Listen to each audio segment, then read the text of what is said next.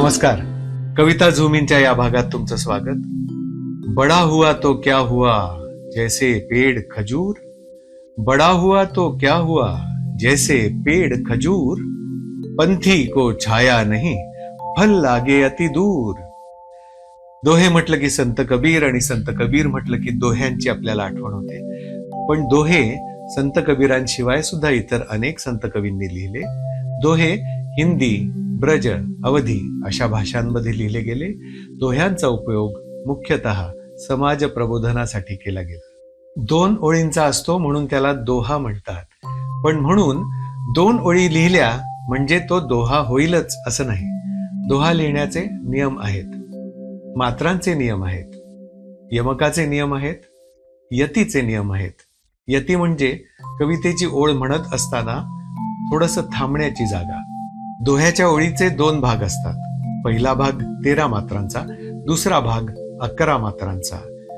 जसं बडा हुआ तो क्या हुआ 13 मात्रा होतात, जैसे पेड़ खजूर 11 मात्रा होतात, पंथी को छाया नहीं 13 मात्रा होतात आणि फल लागे अति दूर 11 मात्रा होतात. ऱ्हस्व आणि दीर्घ अक्षर बघून मात्रा कशा मोजायच्या याचे मी आधी एपिसोड्स केलेले आहेत, ते तुम्ही जरूर पहा. 13 मात्रांचा पहिला भाग जिथे संपतो तिथे ती थांबण्याची जागा येते, त्याला यती म्हणतात. तशीच थांबण्याची जागा 13 मात्रांनंतर दोह्याच्या दुसऱ्या ओळीमध्ये सुद्धा येते. आणखीन एक गोष्ट म्हणजे ओळीच्या शेवटी, पहिल्या ओळीच्या शेवटी आणि दुसऱ्या ओळीच्याही शेवटी सिमिलर साऊंडिंग वर्ड असतो, म्हणजेच यमक असतं. म्हणजे बडा हुआ तो क्या हुआ जैसे पेड़ खजूर, पंथी को छाया नहीं फल लागे अति दूर.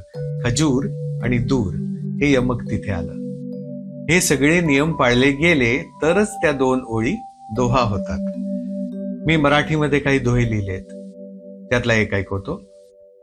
दुःखालाही दे जरा गोड मनाने दाद, दुःखालाही दे जरा गोड मनाने दाद, अश्रूंसोबत वाढतो आनंदाचा स्वाद. आणि एक कंटेम्पररी जरा गमतीदार असा दोहा सुद्धा लिहिलाय बरं का. तो असा आहे.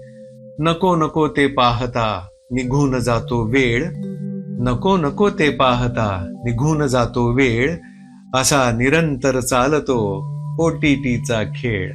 तुम्ही कविता लिहित असाल तर तुम्ही सुद्धा दोहा हा प्रकार लिहून बघा, खूप मजा येईल. छोट्या छोट्या गोष्टी असतात, त्या फॉलो केल्या तर मजा येते.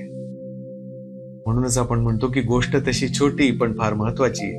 त्यामुळेच आपण करून पाहतोय कविता झूम इन. तर भेटूया पुढच्या भागात. तोपर्यंत शुभेच्छा.